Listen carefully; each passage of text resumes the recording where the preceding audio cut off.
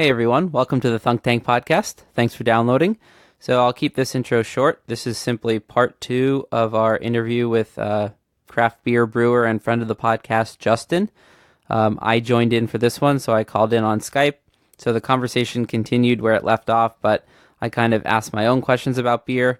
And, we made a lot of connections between the world of craft beer and the world of craft coffee, which I'm into, and music, which I am a musician, so I had a lot of comparisons to make there. And otherwise, we just had a fun conversation.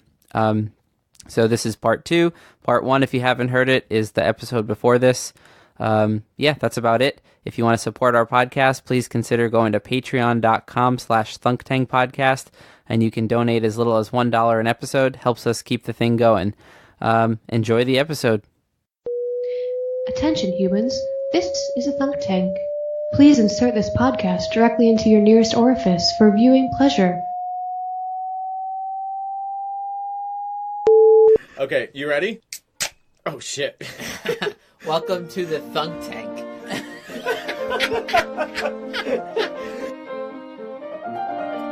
Welcome to the Thunk Tank. Oh yeah. Yeah, there you go. Come into our Thunk Tank. Luke, don't switch to the other peanuts. Welcome to the Thunk Tank. Come in the tank. We're thinking, and we're drinking, and we're thunked. Oh my god, I'm probably more beer than man if we go far enough back at this point. Welcome back. We just did about an hour with Justin, and now we're bringing in our buddy Luke, one of our co-thunkers. What's up? For the rest of the episode. Justin, Luke, they're just meeting. Justin is a Introduce yourself, Justin. That way, he did all that in the last one. So fair enough. You missed it. I already had that conversation. We covered barrels and historical Groot beers and a little bit about hops. Using fetal tissue in beers. Mm-hmm, a little bit. We talked about the haze craze a little bit, and we were just talking about Brett beers when you called us. I kind of want to let Luke ask you some questions. So what kind of questions would you ask a brewer, Luke? Well, even if you might know, but on behalf of the non-brewer peoples. I suppose... Is that confusing enough? I suppose I first need to start drinking my beer before I even get my beer brain going, you know what I mean? You 100% need to. Yeah. So anyways, what are you guys drinking? I'm about to pour my first of the night, so... We're still drinking an oak-aged pomegranate Brett Saison. So that's what kickstarted our Brett conversation. Sweet. Rewind 40 seconds if you want to hear about it, because we just talked about it. But what are you drinking, Luke? So I just picked up a Barrier IPA. You've had that, Johnny, I'm sure, right? Mm-hmm. The 516631? Well, this one's called Sweet India Pale Ale. Sweet. So, it's just kind of trying to see here if it tells the hops on the label, but I don't think it does. But it's your classic juicy IPA. Sounds like you guys talked about the haze craze earlier. But I'm pulling a Johnny this episode. I got an empty stomach and a 7.8% beer, so buckle up. Get it, buddy. Oh boy. And I'm going to cook a steak after we finish the podcast, so... On the grill or on the stove? I'm going to do a reverse sear. It's like a thick steak, so I put it in the oven first, and I wait until the middle is at like 125, and then you sear the outside until the smoke alarm goes off. Really? That's how you actually do it? We're on the same page with the reverse sear. I love the reverse sear, yeah. Yeah, but that's how you decide, is when the smoke alarm kicks? Well, I feel like that's probably the article that I first found this method from is called, it's like a food blog called Serious Eats, and the guy jokingly says at the end, like, if your smoke alarm doesn't go off, you probably didn't do it right. Then you fucked up. Because, like, you sear the outside maybe like 40 seconds each side. That's it. Because the middle's already at 125, 130. It's already so hot. Yeah. And like that, you wind up getting like a much more like a continuous, like even cook throughout the steak, right? Yep. And you don't even have to like rest it at the end because the middle's already all heated up. It's kind of like the sous vide method where the steak is just chilling in the 140 degree water all day, and then you can just sear it. Like restaurants do that, so they have steaks just ready to go. You know, all you need is that little bit of crunch and seal on the outside. Yeah, exactly. Which is like you can eat sous vide meat just the way it is. It's safe. It just feels weird and raw. Yeah, but it's technically safe to eat. I just realized, Luke, that I can sous vide in my homebrew system. Oh God! Oh wow! Because it's got a recirculating motor with a temperature that remains an electric constant. kettle. Yeah, so I can, but it's designed to boil 7 gallons of wort, so I could sous vide a whole freaking duck in that thing if I want, or a side of beef. Didn't you say that you're getting ready to get a pico brew? I'm working on it, yes. So, yeah, that's a game changer I'm for you. brewing one with a friend, and I might get one based on how that goes, but... that's a game changer. Yeah, he's going to bring it over and leave it here during the fermentation, so we'll do a review on the episode. For anyone wondering, pico, so you have macro, micro, nano, and then pico in terms of like size, and pico is smaller than nano, I believe. And nano is really fucking small. Yes. So Pico Brew does, I think it's like a half-gallon batch of beer. It's so small, but it's for breweries doing testing recipes and stuff. Like it's you just put the ingredients in, and it adds everything for you. Like you just fill these little trays and you hit a set button. It and forget it. It's It really is. Like my system's easy to brew with, but this you literally just press a button and it beeps when it's done, and you don't even need to take it apart to clean it. It has a built-in like steam cleaner thing. You just run a clean cycle, and it also has a sous vide attachment, so you could sous vide with the Pico Brew too. But I really want to try. We're going to do one of the kits with it. But you can go onto their website and you could put in one of your recipes and they'll adjust it and send you the kit to make your own. So I can take one of my homebrew recipes and really try it at like a professional level of extraction and everything. But they're thousands of dollars, these systems. As a traditional homebrewer, that irritates the shit out of me. Because it's like, you know what? You should have to fucking scrub grain off of goddamn everything. People already say I'm cheating. You should have to do that. You should have to like deal with the fucking frustrations of having. You mean the labor is just part of it, kind of thing? Oh, dude, it is a labor of love. The work that goes in, like the whole brewing aspect of like home brewing, like that. So is gardening, but I'm going to use a shovel, not my hands. That's such a small portion of it. Like cleaning everything and preparing everything beforehand, and then fucking cleaning up after yourself after you're 5 beers deep and you've finished your brew session, and you still have to stumble through and make sure that everything is spotless. Like that's a rite of passage that you shouldn't get to just skip because you could afford the fucking button pressing. I didn't skip it. I've done a lot of hands-on. Johnny's like, I did that for years. It's my time to relax. I got to retire from the cleaning. I earned this shit.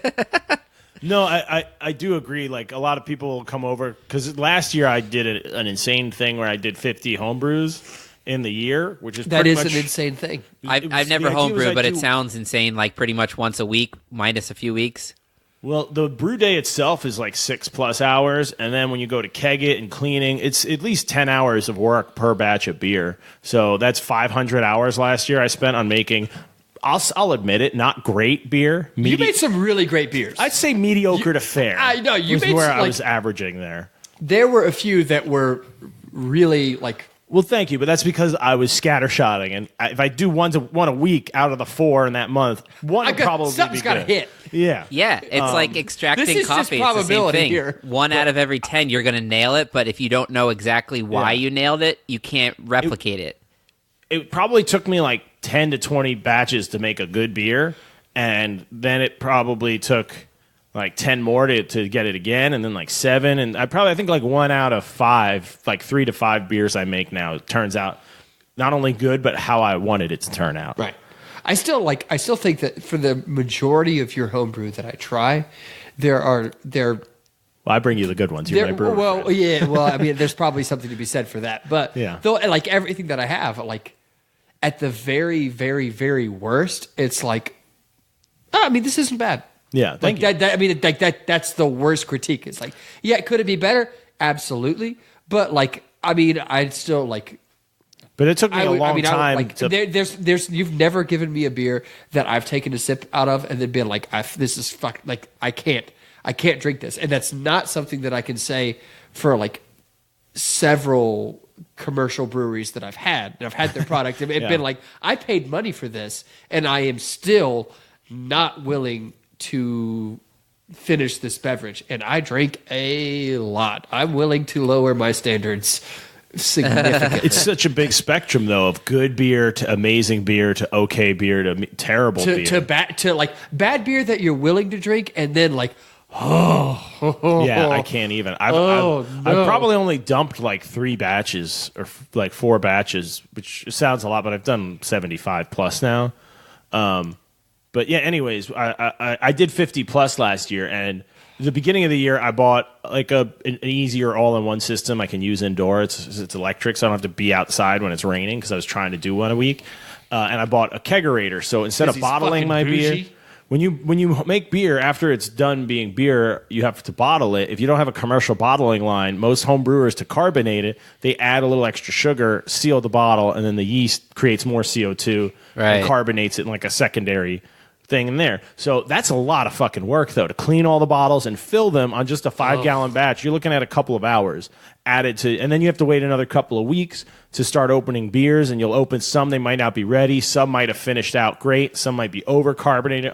It was just a big pain in the ass, and I didn't want to have 50 plus bottles a week piling up in my house. No. So I bought a kegerator, and I started kegging the beer and just hooking up the CO2. I had a head brewer of a brewery call me a cheater and say it didn't count. And he didn't want to try my homebrew after I told him that. When I told him I was homebrew, he's like, cool, bring me some. And then I told him, well, I was like, well, it's kegging, so I'll bring you a growler of it.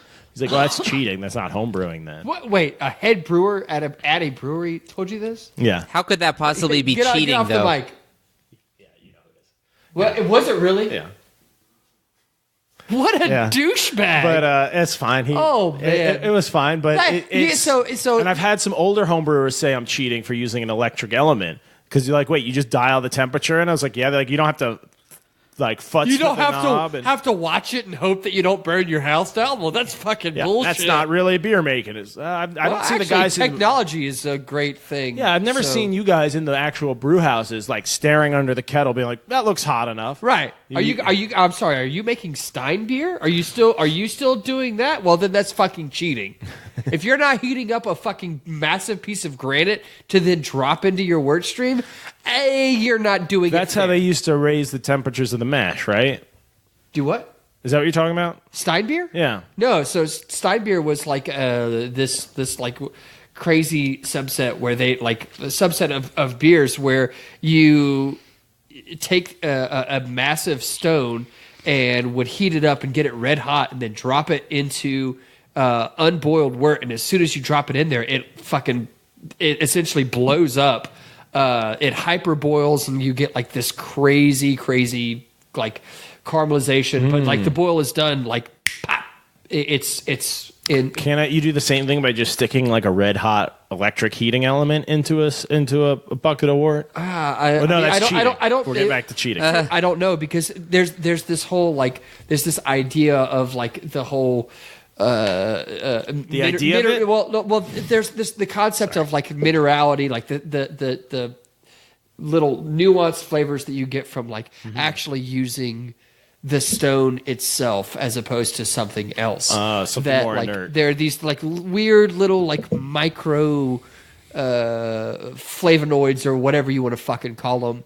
I want to call them flavonoids. These now. like that little. sounded cool. I like that word. Yeah, I'm down. These tiny little characteristics that you can only get from using like this particular type of stone that's heated up, and that you can't reproduce it any other way. It's just like the people out in in California that are starting to use like the I can't remember what type of clay it is, but they're going back to using like these like granite and like various types of not ceramic, but like they're massive fermentation vessels, but they're made completely out of like these different types of stones, and like they're typically used in like sour beer production, and the minerality that you get from the stone, you can't reproduce it. Like there's not a chemical that you can add,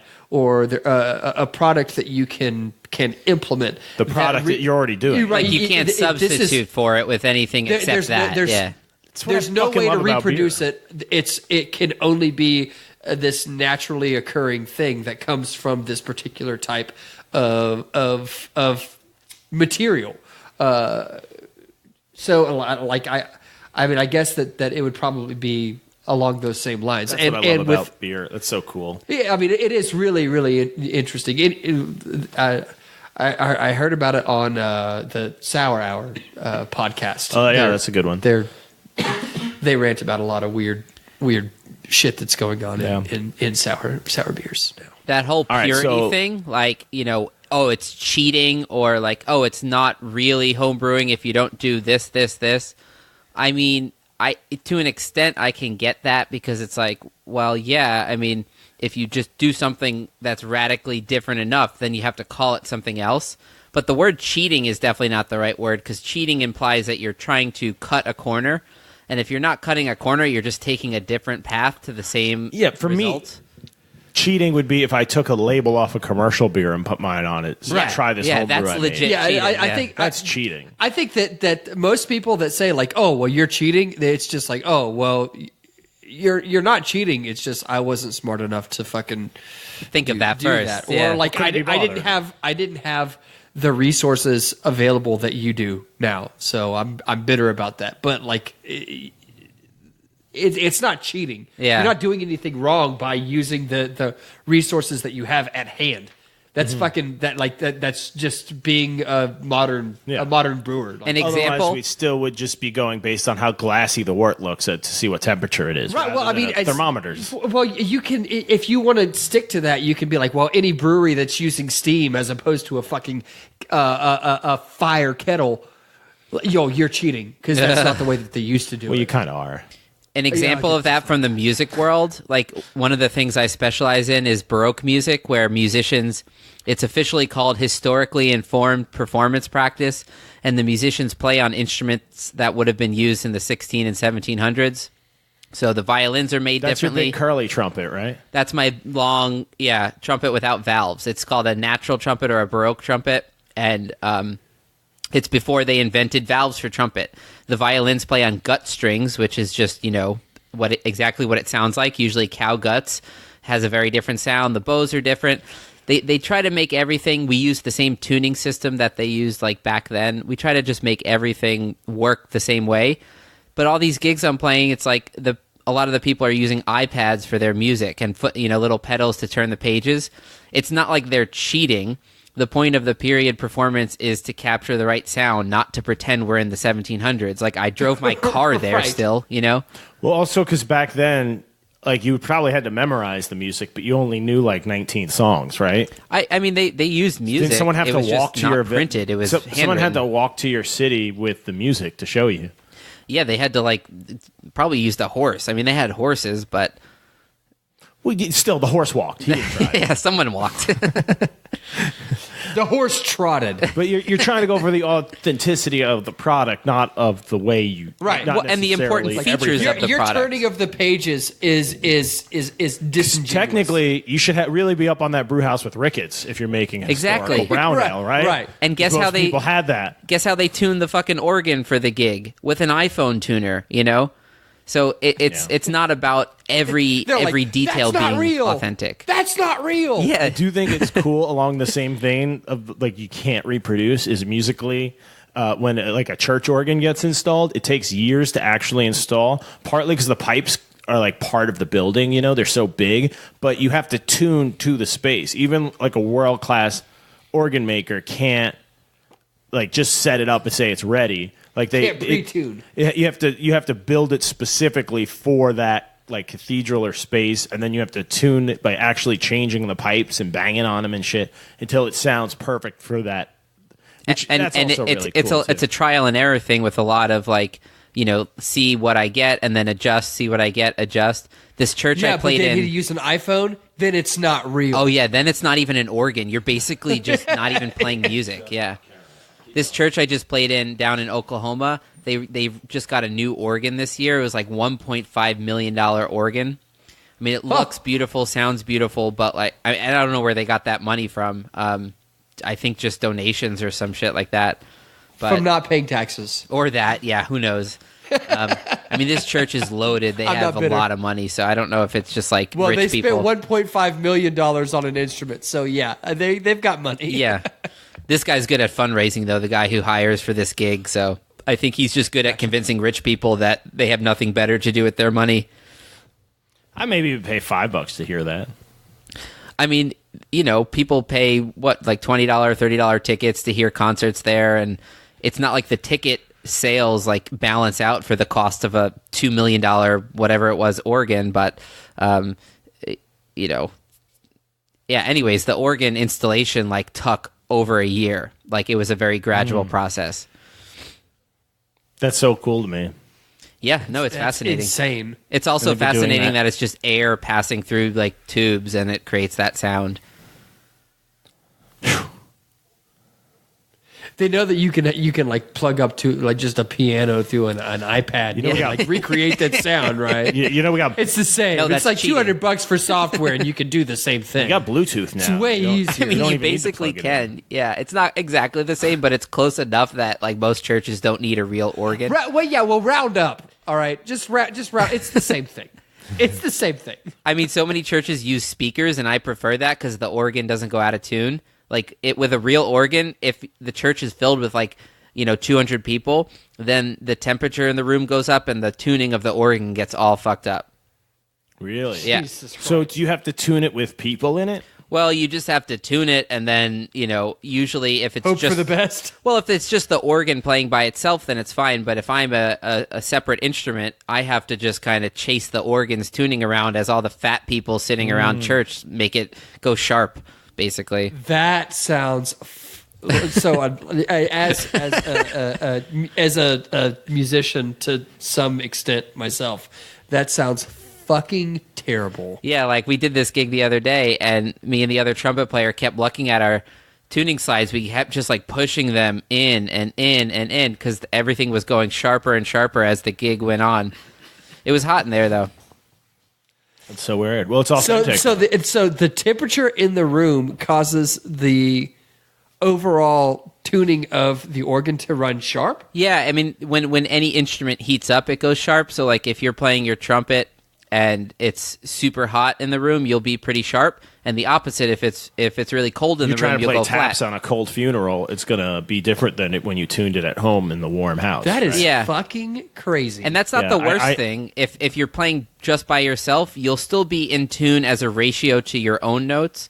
But in terms Right. of absolute pitch in tune, you'll be off from like A equals 440 hertz, for example. Yeah. Yeah, as a terrible like home musician guy, like I just play a guitar. I bring it out like every 6 months maybe. It's always a different season. It's always so wildly out of tune. But also if I like tune it and then move it to another room in the house, it'll go out of tune. Yep, humidity. I used to could do live in that an too with attic that was strings. very poorly insulated, and yeah, from day to night, my guitars would go out of tune from that Yep. temperature change. Luke, what do you play? Oh, I play trumpet, and lately, I guess over the past few years, I've been specializing in Baroque trumpet. Which, Because there's no money in trumpet, so he went Baroque. well, I mean, in all seriousness, jokes. there wasn't enough money that was a in dad joke. modern trumpet. It's way more competitive, and not a lot of trumpet players have switched over to Baroque trumpet. So I tried to get myself pretty good at Baroque trumpet, and it's a lot easier to get You gigs. cornered a niche. I found a niche. What exactly is a Baroque trumpet? He It's just said it's the valveless one. it's about twice as So long. you rely exclusively on. It's like those Yeah. curly bugle motherfuckers. It's all the on embouchure just- and the airspeed that changes the notes. Say that again. It's all your embouchure, which is just that word for how you form your mouth into the mouthpiece. Right. So the airspeed and the tongue level and those things that affect the notes. The cool thing is you can build a Baroque trumpet from Home Depot if you wanted. You just buy a tubing at the right length and put one of those like flares on the end, like you would fill oil up in your car. As long as it's a certain length of tubing and bent the right way. It doesn't even have to be bent the right way. You can just curl it up like a French horn. If you make it Just too coils. short, it'll be impossible to play. So you have to make it long enough that the harmonic series that comes out of it is like reasonable vibrations for your lips to handle. But other than that, I'll make sure of that, Luke. You can call it a garden variety trumpet because you got it from the garden section of Home Depot. Yeah, that's pretty cool. I mean, I made a wort chiller. No, my friend made it, but I saw him do it. A wort chiller out of copper tubing the same way. Yeah, and they cost like $40 online, or you can buy a $20 piece of tubing and just have a fun time figuring it out yourself. Yeah, you just roll it over. Actually, like those slim keg homebrew kegs are the perfect size for most kettles. So you just roll it over that, and then you attach tubing to it. And Word. It's a chiller now. So did you guys talk about basically like brewing basics or just like random beer convo? We kind of just talked about beer and the current craft beer industry and, little tidbits about barrel aging and how wood affects beer. This really wasn't our beer history or our beer. It was just sort of our first beer episode. It was just a general beer conversation. We're going to have Justin back, hopefully with another brewer friend of ours. And we'll get a nice, little round table of beer people going for that. Nice. But, so this is just sort of an intro conversation to beer stuff. Well, for the cast. I think for Thunk Tank we can have different series, So call this brewer series, right? Mm-hmm. Yeah, it's sort of the... We should also do the history series where we choose like something hyper specific, like the Babylonian Empire, and just get like crazy about that for like an hour, Sure. And by that I mean we'll just like kind of talk about that and just like rail slip into anything else. Yeah. So, did you have any like beer questions, Luke? I figured. I guess I had a few that overlap nicely with just musician type shit. So like one of them is just consistency. Like, is that a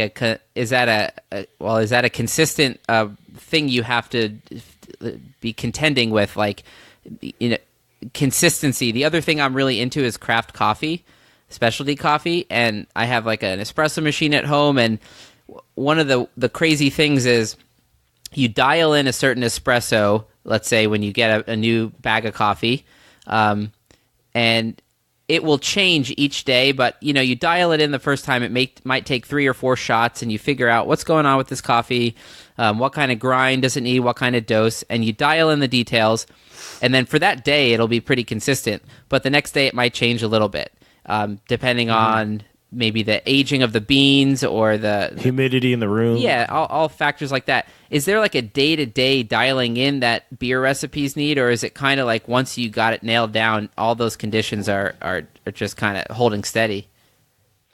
So, like for the whole day-to-day thing, no, just because of like, well,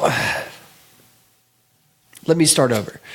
So first off, you're talking about repeatability and your consistency of your your recipe and your ability to like recreate time and time again, which is something that like a lot of people an emphasis that a lot of people put into or onto beers, but you also have to think about the business model that you are trying to apply that to. Mm-hmm. So if you're talking about like a small brewery that is constantly like putting out new product and like all the time putting out new beers, the brewery that I work for now, we very rarely brew the same beer twice. So repeatability and consistency, the consistency is only necessary in terms of the quality of the product, not necessarily in our ability to recreate that same exact product Yeah. again, because we very, very, very rarely do that. It's not something like we don't like our IPAs. We change the recipe every single time. We almost never reproduce an IPA. Would you say you prefer that approach where you're not trying to just like have like I do. like nail that same taste every time kind of type? To like in terms of having a flagship beer versus having beers that like just constantly changing. I do. I prefer our model where like we're constantly putting out new product. And like at first, whenever like people first started showing up that weren't really familiar with our business model, because we were kind of the first in the city of Winston to do that, people started getting kind of like a little butthurt because they'd come in from week to week and like, oh, well, the thing that I really liked last week wasn't here. This is bullshit. But then they started figuring out really, really quickly that like every week that they came in, there was something new. And like overall, like while our ability to consistently reproduce a product, the exact same product, that consistency wasn't there, but our consistency in terms of producing a high caliber product was there. Yeah. So people started coming in and realizing like, oh shit, well I don't have to come in here every week and rely on like, oh well I need my pint of Trusty Rusty. Yeah. I don't have to do that anymore, because I know that whenever I come in here, there's going to be something in here that I love. So like I guess our emphasis on consistency has been applied more towards the quality of our product and not necessarily towards our repeatability of a product. I think you're making a distinction here between consistency and variation, because you can vary your recipes but still consistently nail it. Right. Like you didn't mess anything up. It's just different than the last one. Well, that's the same, Johnny, as saying for any given coffee, you're going for a consistently good extraction, which is about 20% extraction if you were to measure it with like a TDS, like total dissolved solid, like refractometer. Whereas like each coffee you change will have a different flavor profile, but it's still going to be 20% extraction, Like it's the same consistent level of expertise for extraction, just like obviously it's going to be a different coffee when it's different. Or you can roast the same coffee differently. I kind of like that coffee metaphor better than music, just because, music, there is like the right way to play a note. But at the same time, it's like you practice repeatability in the sense of accuracy, but it's to serve the spontaneity of the performance in the moment. Like you can let go and be spontaneous only when the technical aspects are going to be there. Like, you're not going to be thinking about what buttons to push down, but how you take time, especially in jazz, let's say, for example, how you take time, how you solo, what you how you swing, that those are all things that are going to happen in the moment. I guess I was thinking of Baroque trumpet. Yeah, jazz, the metaphor works again. Yeah. Because you have that. But actually, there's a big similarity between jazz and Baroque music. I think Baroque musicians are more jazz-like, and classical musicians are more sort of like boxed in and like playing notes at the right time kind of thing. This is why I love Baroque music, because I took my classical music skills and got to make more of a jazz type of brain towards music. It's so variable, and people are not just trying to go for accuracy. They're going for, it's kind of like the beer thing you just said. Like, I don't want to go back and have the same rusty, what'd you call it? Rusty dusty, whatever. Trusty rusty beer every time. But if I get to know a brewery or get to know a certain bartender, I'll trust that they can deliver me something I'll like, not necessarily the same thing every time. Yeah, and the people for where he's talking about, they are starting to figure that out. You still get people that come in and are like, oh, well, you don't have that one anymore? No, we changed them all. Well, you should just make that one. Change the rest, but just keep that one. Yeah. That's not what we do here. It's like, but what if the other 5 guys that came in today said keep the other 5 and not the one you like? Like, yeah, it's like, okay, everyone said, has a beer that they think that about. That's like, come back, we'll have something different. Yeah. That's funny. Yeah. That's a cool business model, though. I didn't realize that because I've only been there like once or twice. Yeah, it's a cool approach. That's what's nice about the like, hyper-local, we were talking about that too, beer movement or anything, the locavore movement, they like to call it. And it's killing off a lot of industries that I'm fine with, like Fridays and Applebee's and Chili's. Those places are starting to shut down because it's like, I'm going to go to that food truck that the husband and wife are cooking like family recipes out of. That sounds way better than microwaved Applebee's. Instead of getting whatever random beer this corporate chain has on tap, we'll get like another local. I mean, people are turning to local things. I think on all scales right now. Maybe it's something to do with like when things get too big, you have to like go smaller. I have no idea. Like turn back to community and like smaller groups, things like that. Well, because I think the problem is with consumerism is things. Someone wins. You have Walmart, you have Amazon, you have Budweiser. Like they kind of corner the market, and then they get to set the standard. Yeah, and then eventually you lose that option of choice. So what used to be like a local product was not considered. That's why you would buy things out of catalogs and order things from abroad. Is you were sick of just having the no choice and stuck with what's around. But even the international products now or our national products are so homogenized. It's that is a choice now. That's just with like using the local, like just garbage or fruit or whatever. There's a lot of breweries that just like do forage beers or locally sourced whatever from some farm, and that's cool. And you're like, I've driven past that farm on the highway when I went out to that park one time, and I'm drinking the beer from the hickory roots from that. My dog pissed in that forest. That's cool. I'm drinking that. Like that's there's something cool to that. Yeah, there's a guy that comes into our brewery. And he's a amateur local forager that tries to like pawn. Oh, really? Oh, yeah, like all the time. You can't use that stuff, though. Yeah, no, not going to. Not planning on it. I mean, it could be filled with Band-Aids for all you know. Hey, man, I've got some ingredients that you should use in your small batch. Hey, I got these mushrooms I grew in my shed. What have you got? And he's like, oh yeah, man, I've got this and he referenced some root, and I'm like, oh well, okay, cool. What does that taste like? And he's like, it's got a really like wild green onion character. And I'm like, well, that's not going to work in a beer. Also, I think you picked a green onion. Never. Yeah, actually, that's green onion, sir.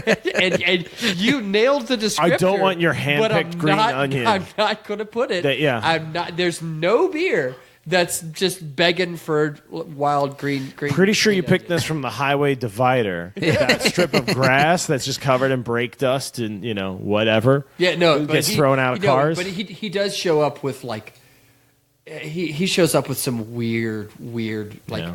Roots and twigs and berries and like, oh yeah, you should use these. So that's kind of sketchy. I'm not trying to kill anybody. But like Scratch Brewing we were talking about, they do a forager brew. I might be thinking of a brewery in Colorado now.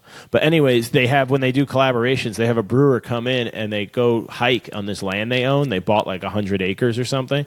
And they'll go on like a couple-hour hike and they pick whatever is like forageable, They just see what's out and they can find. And then they get back and lay it all out and write a recipe based on what they picked. So I just love that there's a certain randomness. It's about which way you go, what's growing that day. Like even though you're local and you're stuck with the local ingredients, you have infinite combinations if you do it that way. And it just sounds like a fun way to make beer. I feel like that's a little crunchy, but yeah, but it sounds cool. That's my thing. Is that like it sounds cool, but at the same time, it's like god damn it, really, really. Like we got some pine bark. Got a backpack full of pine bark. Oh, I have to throw use that in pine a brown bark. ale. I used half of an old oak stump.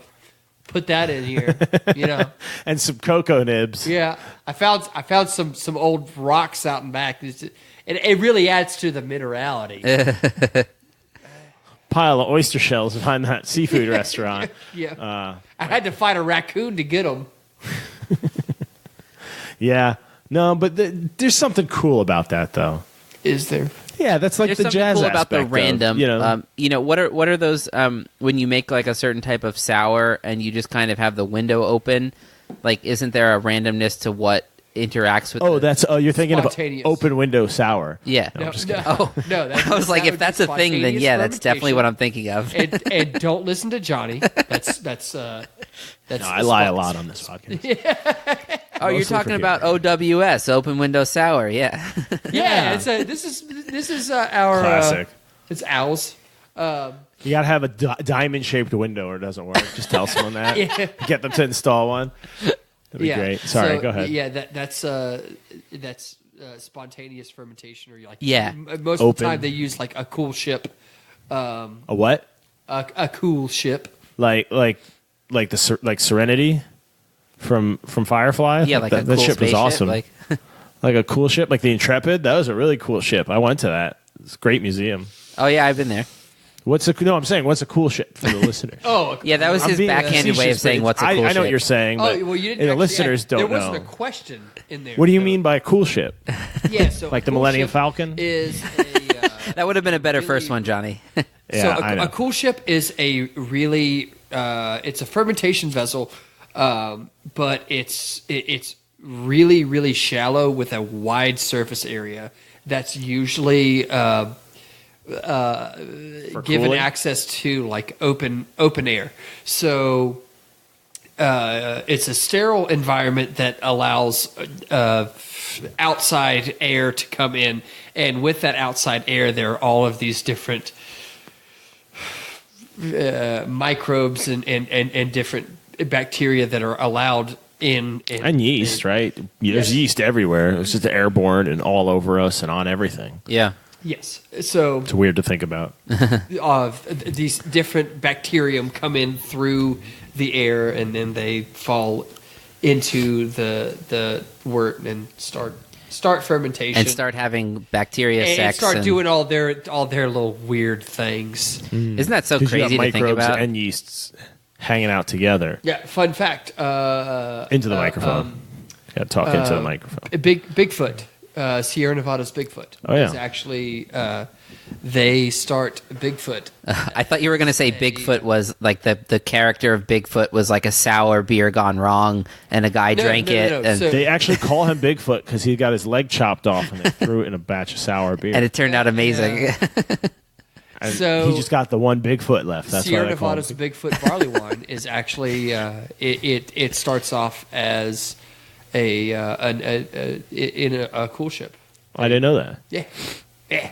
Just one of those like weird little tidbits. Yeah. I guess the one Why would I've they heard do of that? was Jester King. I think Great right. question. Was that the What's one? that? Is that the one in Texas, Jester King? That's Sierra Nevada.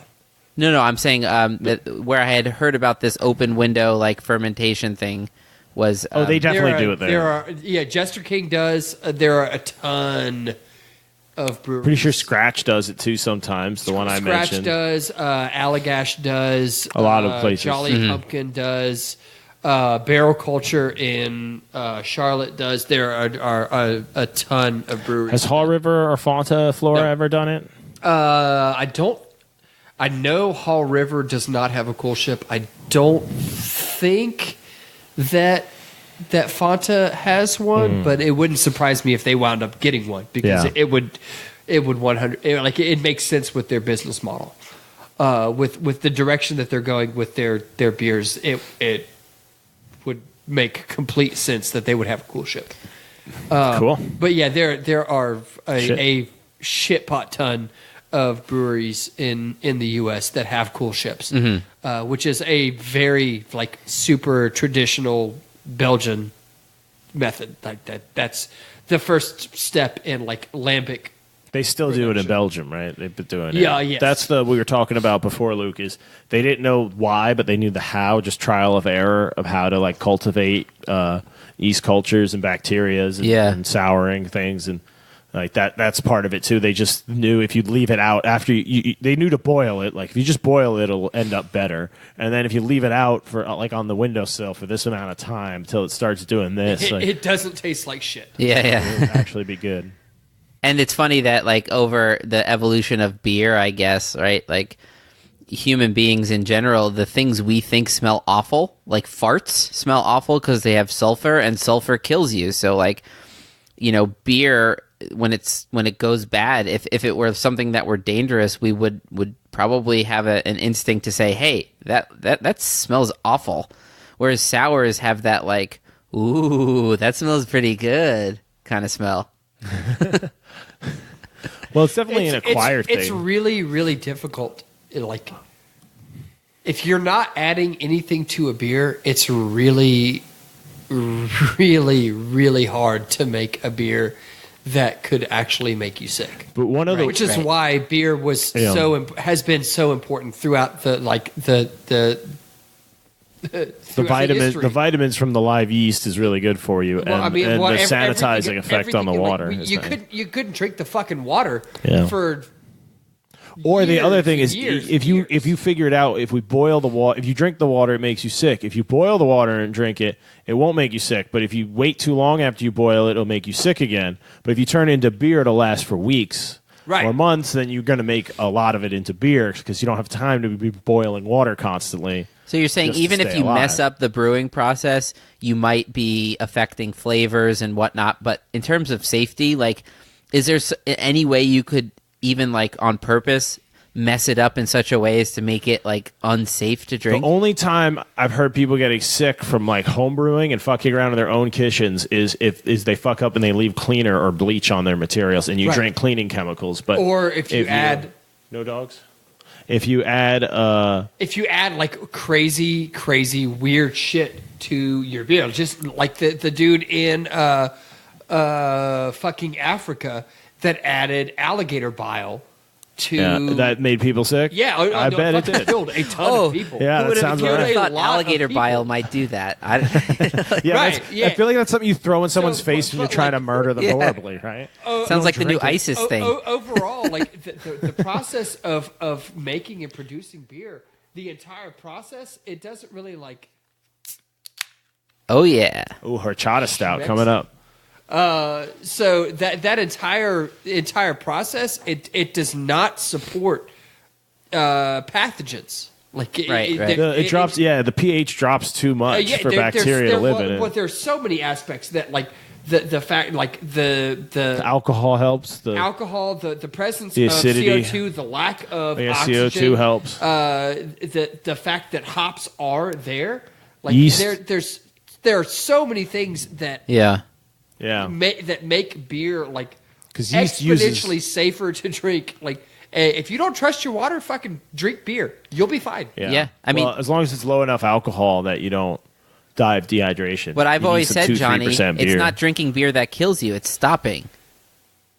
Right, I 100% subscribe to that. That's what I've heard. Of thinking. He's onto something. Yeah. Like you don't get hungover from drinking beer; you get hungover from stopping drinking beer. You gotta pee? Yeah. Let Kara know first. Yeah. Okay. Sorry, we have a thing with the dogs. Kara. Okay, sorry guys, we'll cut that out. We'll get that in post. So that's the problem with big dogs. Anything bacteria requires those dogs are so big that if they came into the room, it would just be mayhem for like a. The studio would be all asunder. But he brought up an interesting point. I wanted to just point out is bacteria needs oxygen like everything to live. And yeast scrubs the beer of oxygen to produce more yeast. Yeah. So it does have that nice effect, too. I forgot it. So is it that the yeast will always outcompete whatever bacteria might happen to be in there? Not always. You have to add enough that it can. You can put too little that it dies off. So you're basically playing God as a brewer for a little universe. There's some animal husbandry to it. You have to cultivate your yeast and treat it right. And, what temperature you keep it at is what kind of flavors it's going to give you and what kind of viability it's going to have. And so it's a living, breathing thing. That's why vegans, I give them shit for drinking beer when they give people shit for eating eggs or something or a milk product. Yeah. Those cows didn't need that milk in their titties.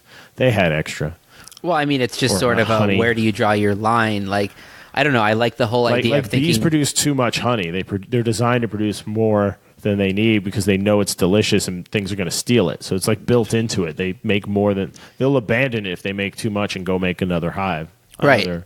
None of that is to say more that the ways in which factory farming gets products from anything is moral, but it's just to say that everything is about where you draw a line, right? So like the whole idea that plants might be conscious, right? I think they are. I really do spent some too. time with some really charismatic trees before.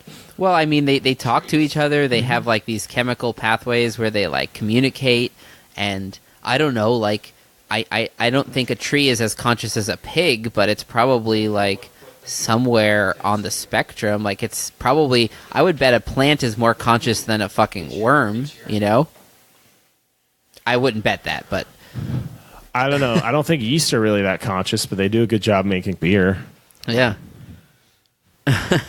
But yeah, beer is good for you. Like, but one of the oldest. Oh, when we're talking about sours and stuff, I just remember one of the oldest written records of beer is like it's like a toast we would call it, but it's a hymn or a prayer in Sumeria, like a good luck one. First, you would say, and it translates to like maybe you have bread that doesn't crumble and beer that never goes sour or something. Like that was a way to like wish good luck and fortune upon somebody. So going sour was a bad thing? Or I think it was just something that you couldn't control. They didn't quite understand yet at that point in beer history. So if you were trying to make a not sour beer, it turned out. But that's because they used clay pots, I think, and they were porous, and that would harbor a lot of bacteria too, right? Well, and everything was And everything, yeah. They would drink beer through straws because there's so much shit floating and like dead bugs or whatever floating around on top that you would have to like put a mat down and like put a straw through it. They still have it. Did you see the ladies' beer straw when you were in the National Galleries in London? I meant to tell you to look it up. Oh shit! There's a lapis lazuli one that's like 5,000 years old or something. It. Or I mean, maybe I saw it and I didn't even know I saw it. But that's pretty badass.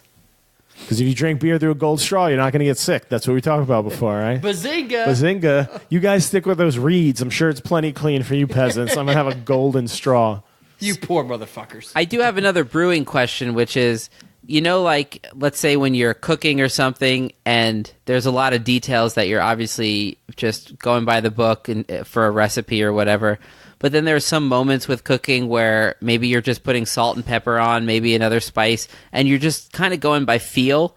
And if you've cooked a dish like, 25 times, there's an instinctual element to it. And there are other things that you're obviously going to measure because you're not going to get your instinct on like, 2.5 cups of something. But when it comes to spices or when you take it off the oven and things like that, how much of brewing is just by the book and how much is just instinctual in the moment when you feel it's ready? So a lot of that comes from like just sort of repeating the same, like literally the same exact recipe over and over again. So I'm not exactly the best person to ask for that, to ask that question per se, because I've always been a shift brewer, meaning that like I like my input in terms of ingredients, it has been nil. Mm-hmm. So, like, essentially, the recipe is... You're a line cook. You're not a chef. Yeah, That's yeah. the difference. Gotcha. Yeah, so, like, I'm given a recipe, and, like, I know how to essentially get from, like, point A to point F or whatever. So, like, I like... how to like navigate those steps that like depending on the brewery or the brew house that you're working on at the time, like that will over time you sort of change and shift and navigate because or like not navigate, that's a bad word, but like deviate depending on like the time of year, because like for instance, like depending on the time of year, your malt will change, your malt will shift, and It'll be a new batch or an older. Eventually, you're going to get to the tail end of the malt crop from your malt supplier, and whenever you get to that tail end, it's going to be shit. It's going to be a lot of like chaff, which is just like husk and flour and like non-fermentable. Yeah, it's cellulose. It's literally your nightmare. I got you. You hate everything. You hate everything about everything once you start getting to that point, because your lauders. Do I need to go into? Just yeah. So essentially, a lauter tun. Whenever you're making beer, your grain goes into this huge vessel called a lauter tun. Yeah. And it's a really big coffee pot, and so you are running water through over the top of that grain, and then it runs through, and then it gets you filter it out, and then you're collecting the sugars that were in that malt, and then that becomes the fermentable wort stream. However, in that way, it's very much like coffee, right? You're just extracting. You're dissolving the sugar in the water. 100% yes. Yeah. After you soak the grain, you want to rinse it so the sugar's still sitting in that wet. You don't want to squeeze it though, because you get like gross tannins from it. So you're going to get a bunch of shit. You just want to rinse those sugars that are still sitting in it out, and that's your lauter. So that's what he meant. When you have a lauter that's full of a bunch of chaff, though, it clogs things up. Yeah, right? it's like running water through really fine like pebbles versus running water through like sand and flour. Exactly. It's just like with it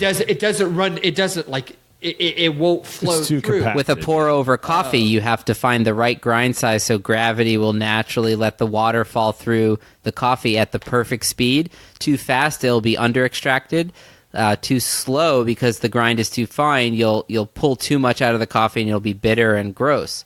It's about finding that happy medium. Which is literally exactly the same thing. Word. In terms of brewing and like with your crush in terms of your grain. Yeah. So you affect the grind size, and you wind like up that? with a bunch of flour, and then you also like pulverize the actual grain husk itself. I see. Which like the grain husk will be a filtering aid, which will help like keep the grain bed like kind of elevated and keep it light and airy and let water flow through, versus something like a ton of chaff where you just are throwing handfuls of essentially flour or like flour and sand into that grain bed, which like the water hits it, then once it hits a certain point, it stops flowing. It makes your life exponentially more difficult. That's interesting. That's so much like coffee. That's like, because I do pour over coffees all the time, and like depending on the coffee, like certain Ethiopian coffees are so dense that even if you do a really coarse grind, at some point the water just clogs and it will stop flowing. It'll like drip, drip, drip, drip. Whereas other coffees, you do the same grind, it'll fall through like you're pouring water through pebbles. Like it has no resistance. Right. Now just imagine that like instead of your like typical coffee pot, you have a 60 barrel or what did we say? 100, 1,800 gallons? 60 times 30. Yeah, 1,800. Yeah, 1,800 gallon kettle that you're doing the same process on and trying to collect water. Yep. And the problems multiply. And like how coarse everything is or how fine everything is, like that's night and that. Like, how long does it take to mash in that much grain? Because if you're only doing an hour mash, how much of that time is just adding the grain? When do you start the timer? When it's all been added? about I'd say like 75 to 80%. That's when you start your timer. Then you can start your I mean, that's something I always wonder when I sit there. That's one of those things that varies from brewery to brewery. I think that best practice is to wait until everything is in. That's what Once you get the last bit of grain in, your last bit of water in, you've hit your mash temp, you know where you're going to be, and you close the lid and step away. That's when you should start your temperature or start your timer. Yeah. I'm sure that there are other. But how long does that take with 60 barrels worth of grain? The same time that it takes for 15 barrels of grain. Really? Oh, interesting. Huh. I thought maybe there might be some like I know for coffee, like when you're updosing something, you have to take into account that like that amount of coffee will just clog more, so you can't just the dough balling. I assume that would be worse with larger amounts, but I guess the vessels are just built for it. Well, I mean, with it has a big mixer, right? For instance, at both Foothills and at Natty's, you have an auger that's just constantly just mixing and recirculating and making sure that those dough balls don't happen. So, like, you're relying on the mechanical activity of the actual vessel itself. Yeah, it does that for you. To ensure a homogeneous mix, so that by the time all of your water and all of your grain is in, you have, like, from top to bottom, you have a 168 degree, or like whatever, 152, or 148 would be a more like appropriate number, but 148 degree whatever step you're temperature in, from top to bottom. You know, with Natty's, they were more like emphatic on like a step mash where you would like. Yeah. Now we're getting real deep. Well, yeah. Do you know what we're talking about, Luke? I mean, I'm roughly following as like okay, good. Mash, and there's something you were saying, like some balls that form at different temperatures. Just real quick, the mash is when you crack open a grain, barley, wheat, rye, whatever, and you soak it in warm water, not only to extract the sugars, but to get the enzymes in it to convert those sugars into something that's fermentable. So the mash is pretty important for what kind of beer you're trying to make. But the temperatures, you get different stuff, right? Yes. So, like, you could do a beta glucanase rest where you're dropping down the beta glucans in your mash, so you're making it less viscous. You're essentially making your mash more runny. You could do a protein rest where you're dropping the protein content. You're making hopefully you're producing a less hazy product in the long run. You could do a beta amylase or a beta glucanase rest, which, depending on which one you're referencing or referring to, it's chopping up these really, really long chain dextrins, or like these long chains of sugars, and it's chopping them up into really simple fermentables, glucose and fructose. Just But what temperature you do it at is what kind of right. You get a drier beer. Completely temperature dependent. Because if you go lower, right, you get more fermentable wort, which means you have more smaller sugars, so you get a drier finished beer. Whereas if you go higher temperature, it's less active, and you get a more residual sugars left behind, not chopped up, and you get a sweeter, or a thicker more beer, fuller body. Like a stout, you might ferment higher temperature than like a dry low percent saison or like a golden ale or something, right? That's so cool. I've always found the mash to be really cool, and it smells so good. You smell the sacrification. You could go right into the quote unquote brewer's window, where you have both beta amylase and alpha amylase working simultaneously. That's like 148, 149, right? That's what I tend to do most beers around that now. That's usually like the around, sweet spot for most brewers. Yeah. It's like you get the optimal body versus fermentability. So there's always. And I find those, homebrewers are told cases, to do like right? 152 for most beers, and I think it's just because our systems are less efficient, so we have a lot more heat loss. So if you hit 152, you'll be closer to that actual number. Sorry, go ahead. I was going to say, it's just like coffee. Like with any variable, you go too far one way, you start hitting negatives, so you turn back the other way until you start hitting negatives, and you realize that somewhere in the middle of that variable is probably where it's best, whether that's extraction or strength or, one of the cool experiments that this guy I follow in the craft coffee world, he says, you're going to have to waste some coffee to do this experiment, but pull an espresso shot where you pull like a 1-to-4 ratio. It's going to be way over extracted. Pull 1-to-3, 1-to-2, 1-to-1, and then 1-to-1/2, and you have a whole set of what is under extracted, kind of under, perfect, kind of over, and really over, and you set your sort of taste profile to just be aware of that sliding scale. It just sounds so similar. Like, I think the craft of any world, what I love about it is it's got these zoomed out themes, but then you also can get into like whatever the fuck you guys were just talking about in like beer language. Yeah. You can always zoom in on it. You can zoom into the weeds and get into the details. Thing. Yeah. Yeah. I like nerding out on stuff. We need to have Brian on here. Yeah. Brian Carter. Oh yeah, sure. So Brian and Luke would get along. So Brian is he's a he's a fantastic brewer. He's also a coffee enthusiast to the nth degree.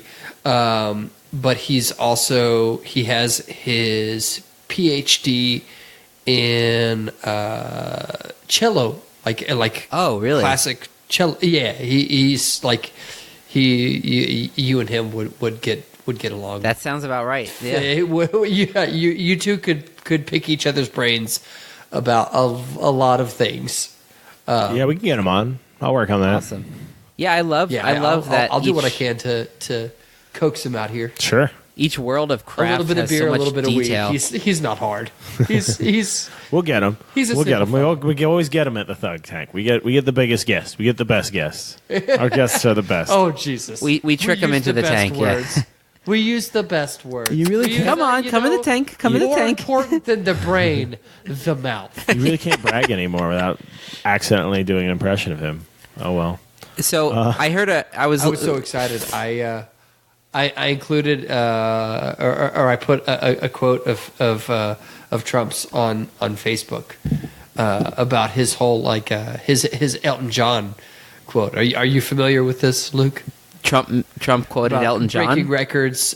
Yeah. Was that today, Donald Trump's or- quote about Elton John? And It's powerful. His breaking records and they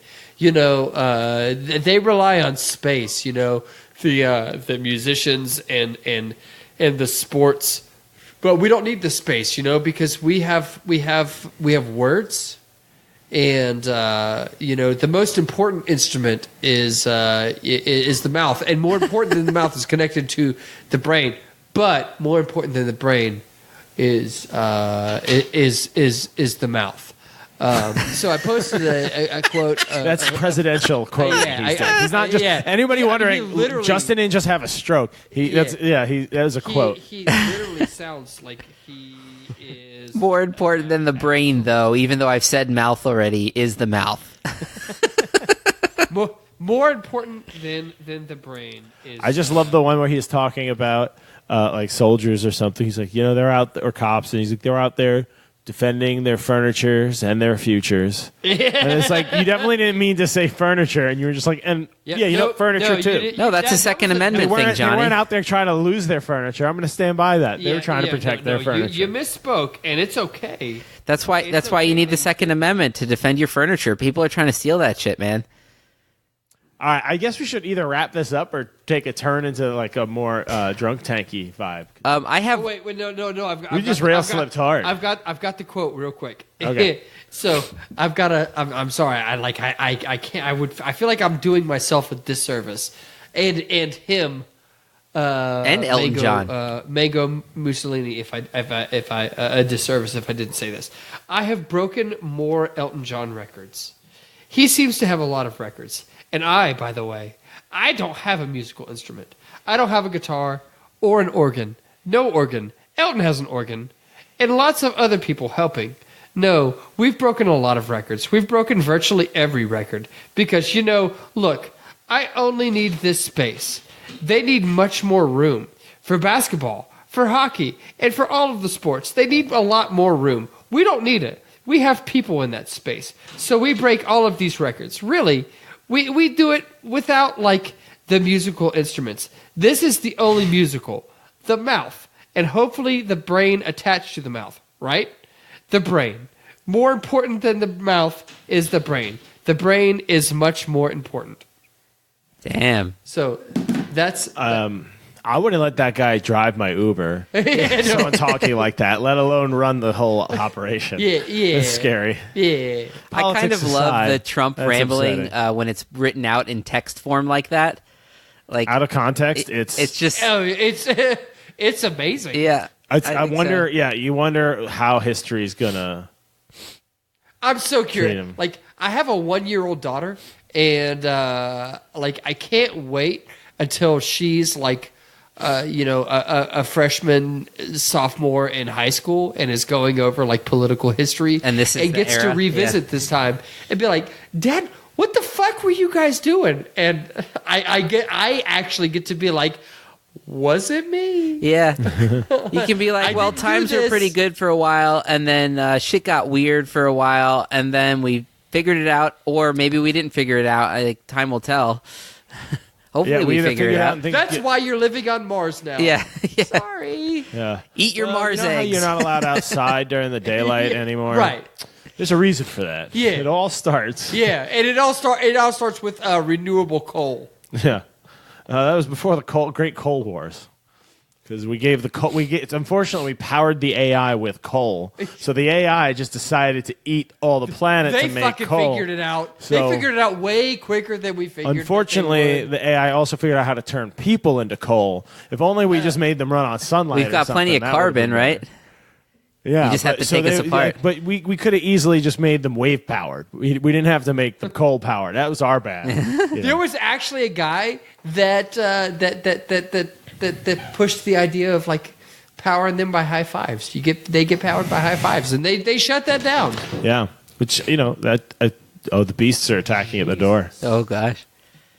With large dogs trying to break into the studio. So Well, we I got apologize one for the, last good ending question. It could be for Johnny or whoever wants to Oh, answer. he's gonna hang up on us. Go ahead. No, I'm not gonna. My hands are right here. But my Mine are beats in my are here. pockets. See? Yeah, mine are in my pockets. We have a detente. I was just listening to a trumpet podcast. They were interviewing some guy, and he said, "Any advice to young trumpet players?" This guy's a 65-year-old. He's in the Met Opera Orchestra, and he said, "Don't blow in the big hole. Blow in the small hole." And I was just thinking, that was sort of a tongue-in-cheek way to say, in any kind of craft world, you can zoom into all the details, but then there are some guiding whatever directions zoomed out. Let's say somebody's about to start home brewing. What would be That is actually really good advice, because he also could be making focus on your embouchure, and what you're putting into it, not the sound that's coming out That's of it. what I mean. It's tongue in cheek, Yeah. but there's something there. It is deep. Yeah. Okay. The other one in the brass playing world is they say a 2-word phrase: song and wind. If you focus on what the musical phrase is doing and how your wind is carrying that, you can bypass all the details and still get the gist of it. Is there anything like that in the beer world? Here's a 1-sentence guide to if you follow these basics, you're gonna be on the right track. For homebrewing, there is, and Charlie, I forget I was trying to think of the acronym for it, but I don't remember. Charlie Papazian, he's like the George Washington, Ben Franklin type of American homebrewing. He wrote books on it back in the 70s and shit. And he helps found the American Homebrewers Association, and the complete whatever. He says it because he wrote one of the best introduction. I think the Complete Art of Homebrewing and The Joy of Homebrewing? Complete Joy of Homebrewing. That's it. Yeah. And I think I have a couple of them in the house somewhere. But even when he's giving you a lot of the technical information, he'll end chapters and paragraphs often with the expression, "Relax, don't worry, have a homebrew."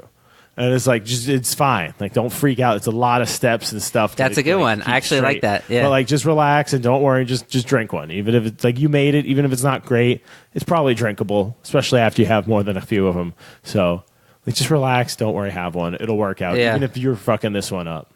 That's From good. homebrew side. I don't know about brewing though. I don't know about the business model side, but yeah. From a brewman. I mean, Is that what you call yourself, brewman? no. Justin Brewman. I'm gonna start calling you that. The girls at the brewery refer to me as Barrel Boy. Barrel boy. Barrel Boy.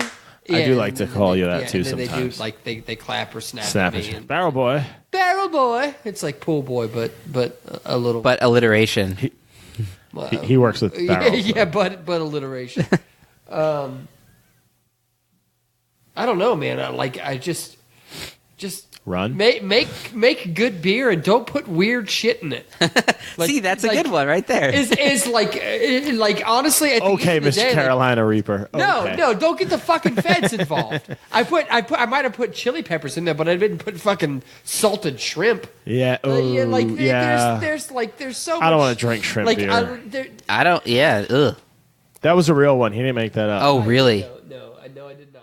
Somebody put made a the shrimp shells in there or something? I think it was a shrimp goza or something. And it just sounded terrible. Oh, gosh. I never tried No it. thanks. That's not even a style I go for, and I don't like shrimp really either. So that's a nightmare. Shrimp's only The people okay. that made that beer. I love those guys, and I think that that what they're doing works for them, and that they're putting out great beer. And I've got nothing but love for that particular brewery. But at the same time, I also I have to say, don't jeopardize getting the Fed involved with everyone because you want to push the envelope. Mm-hmm. So I don't know. I guess my mantra would be just I don't know. Make thoughtful. Make good beer with a thoughtful approach with your ingredients. Don't be an idiot. Don't put dumb shit in your beer just because you think you can. Make something less sort of wild, but just good. Right. Well, don't push the envelope just because you think that you can. It's not necessary. Don't be shocking just to be shocking. Yeah, If you think it's gonna work well together, that makes sense. But all right, well, I'm gonna just tell this one last story, Johnny. And you listening? Oh fuck! I needed Johnny to be listening, otherwise my hang-up game wouldn't work. But apparently, I had no chance. I was trying to hang up with my foot because I was showing Johnny my hands, but whatever. All right, well, I didn't hear part one, so hopefully we'll sort of either edit all this together to be one episode or put it in two parts. But if you're into craft beer, I hope you enjoyed it. If not, hopefully you learned something new about craft beer, some details that you can sort of think about next time you're having beer and maybe thinking about buying, more of craft beer instead of regular beer, depending on what you drink. I just find it fascinating because when you get into the craft of any kind of world, whether it's specialty coffee, craft beer, craft anything, you're really into cooking, music, whatever your skill set that you get super into and that you sort of just dive into the rabbit hole on, not only do you learn all the details about that specific world, but when you are in that world long enough, you sort of zoom out and you see the forest for the trees. And what I found is that the forest of many different craft worlds end up being very, very similar. You see the same types of themes come up. I kind of wrote an article about this, not an article, just a a short little blog post accompanying one of our episodes. Maybe I'll link it in this episode's description. But just about the craft world in general, and I've gotten into a few different things over my life where I've tried to like get super geeky and go, super down the rabbit hole, and I've definitely discovered the same thing. So if I'm talking to a brewer, I can sort of talk about how my brain has developed from music, and we have so many similarities. We can sort of say the same things to each other. What I've discovered from going deep in music, what they've discovered from going deep into beer. I can talk about coffee in the same way. Even the same words end up coming up. The words we use for flavor are similar to the words we might use for sound. Things like bright, even though bright is a visual word, right? So our brains are probably what's in common here. And I don't know. Anyways, I just find it really fascinating going deep into the craft world of anything. So if you've never gone and sent yourself, head first into a rabbit hole of some kind of craft world, whether that's coffee, beer, wine, whatever it is, hopefully you might consider beer. I think it can be a pretty healthy habit. Could also be pretty unhealthy if you drink too much, but keep an eye on that. And it's a really fun world. Hopefully this episode was something enjoyable if you're into beer. And thanks for listening. I guess you're about to hear Johnny because he won the hang-up game. So I'm not even going to insult him. Whatever. You won. Peace. Thanks for listening. Yeah, okay, Luke.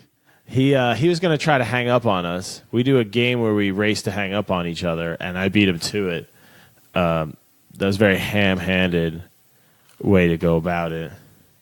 Are there dogs out there? You should close the door and wait a second. Just wait. Please, just... Okay, I got to go.